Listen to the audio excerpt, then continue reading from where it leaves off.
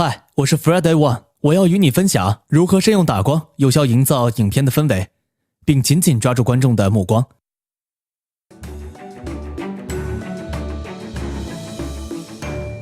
首先来谈谈何谓好的打光效果，以及它的重要性。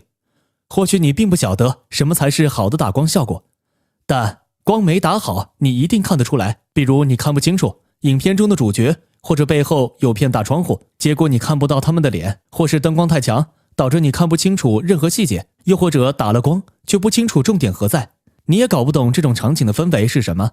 好的打光能帮你传达影片的讯息，勾起观众情绪。打光效果不仅可让观众看得更清楚，也能和影片故事融为一体，营造的情绪更强烈，有效传递你的想法。好的打光效果应该是在不刻意或过度强调的前提之下，有效去传达你要诉说的故事。很多人会以为没光的话，打开所有灯就好，导致画面变得太亮，甚至刺眼。其实不用打这么多光，比较重要的是传达好你想表达的事物。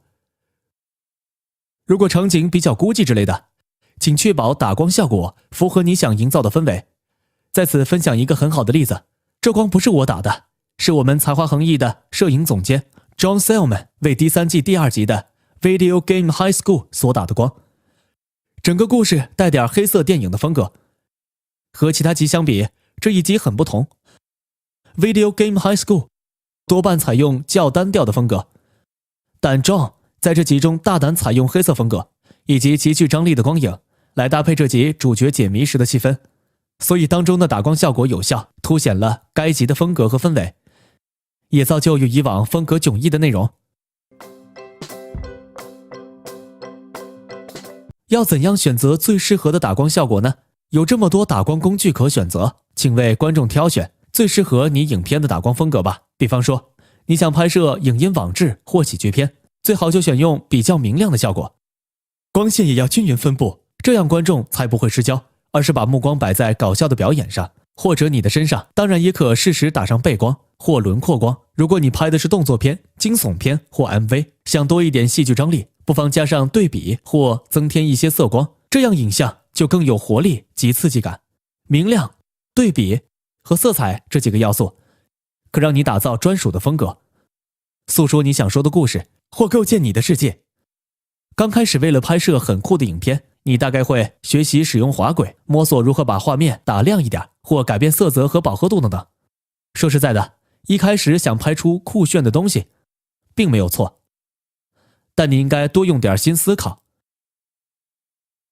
你所选择的效果在改变影像的视觉后，对你想传达的讯息是否有影响呢？最典型的例子是恐怖片场景。如果拍恐怖片，但所有东西都照得很清楚，这样就无法为观众营造恐怖的氛围。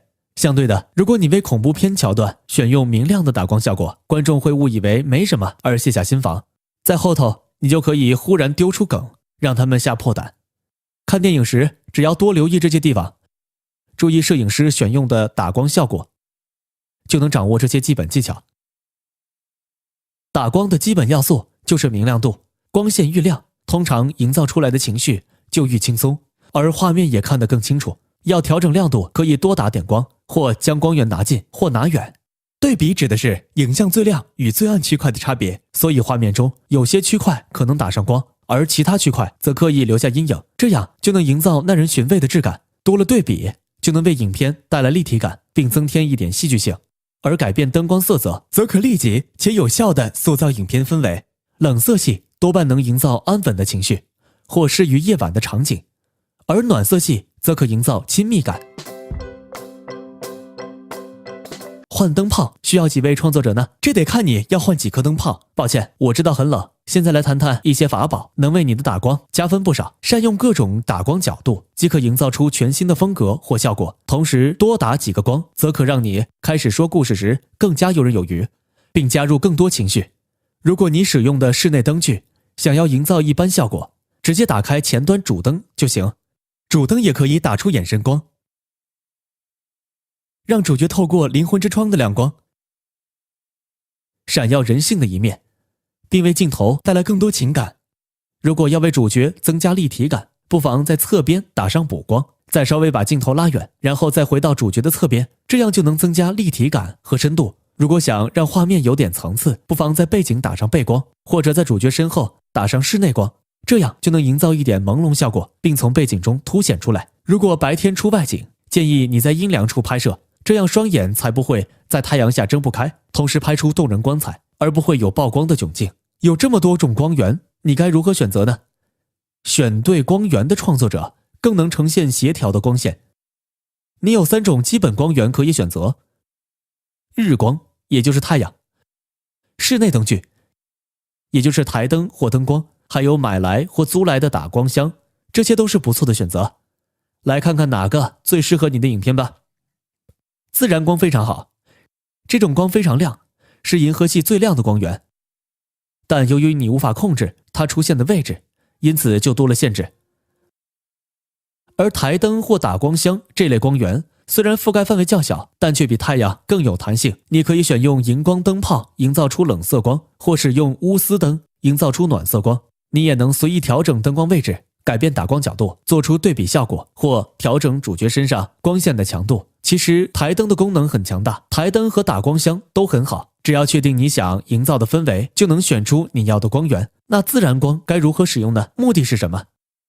使用自然光，自然可确保观众能看清楚你的影片，但也别忘了几件事，像是千万别光照太强，或让观众失焦，无法将目光摆在你想传达的重点。所以出外景时就必须了解到太阳光很强，而你能做的不多。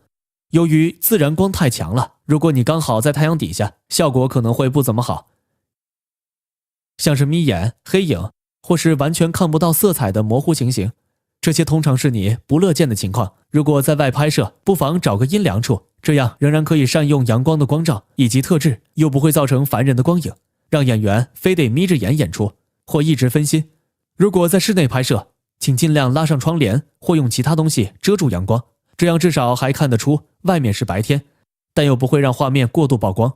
窗帘或百叶窗能迅速且有效率地调整从室外照射进来的光。你也能调整摄影机的设定，或是用 ND 滤光片来解决光照问题。另一种你可以善用的光，就是去家用品店或园艺店购买一些夹灯，这些店都会有整排贩售灯泡的专区，无论钨丝灯或荧光灯泡应有尽有。大肆采购后，就能试试它们在镜头中的效果，了解这些灯具对场景和影片氛围的影响及强烈的效果。只要掌握这些要点，就能灵活运用。拍摄影片网志风格的影片时，如果你的时间或器材不够，不妨参考以下做法。确认画面中最重要的元素是什么，可能是你的脸，所以把光打得均匀一点，别让脸部与背景相比时过于突兀。最简便的方式就是在摄影机两旁架上1-2盏台灯，并营造扩散的光照效果。你可以在灯具上铺上白的 T-shirt 或任何会透光的布料，或类似的物品都行，但小心别着火了。以上这些做法给你更多选择的空间，去调整不同的对比度和色泽，以打光效果诉说更具张力或有趣的故事。最后，我要向你分享裁剪纸、色纸和反光板这些打光法宝的妙用。裁剪纸可以柔化处理光线，而色纸则可改变光线的色泽。比方说，你要让主角散发柔性的光辉，或让它变得较平易近人或随性。如果你只有刺眼的灯泡，该怎样才不会让它看起来吓人又难以亲近呢？如果要打出柔性的光，不妨让光线扩散一点。你可以用白色泡沫塑料或大纸板制作反光板，将光源反射到主角身上，去补足阴暗处的光照，或者加强原先没打到光的部分。室外拍摄时，无论特写或中景镜头，画面重点就是主角的脸部。如果能借由反光板来调整阳光的光源，你就能补足主角脸部的阴影处。所以反光板这时就很重要。在阳光下的光照很刺眼，因此就需要反光板和扩散效果来排除阴影。扩散效果的使用上，应确保扩散的光能涵盖主角的脸部且分布均匀。很多时候出外景时，我们只带反光板和扩散光源的器材。如果要让光线散发某种氛围，就仔细想想该用上哪种颜色。举派对场景为例，色灯就很适合，只要加上一点色泽，或选用大胆的颜色，就能改变画面氛围。黄色多半代表愉悦的心情，而红色则有警告意味或代表危险。我们的影片 Arcade Dominator Durex 就使用相当大胆的颜色。我负责打斗桥段，在电动场里用了霓虹灯的效果，几乎和派对场景差不多。从这影片可看出，我们对选色很大胆，画面大量使用蓝色、紫色和洋红色。我们因此能主导情绪，并决定当下环境的氛围。如果只是架好摄影机就拍摄，就不会有这种效果。打光的迷人之处就在于可以转变你我熟悉的环境。谢谢收看。如果想参考更多创作者学院的课程，请按这里。如果想瞧瞧我们的影片，请到 Rocket Jump 频道，或直接按这里。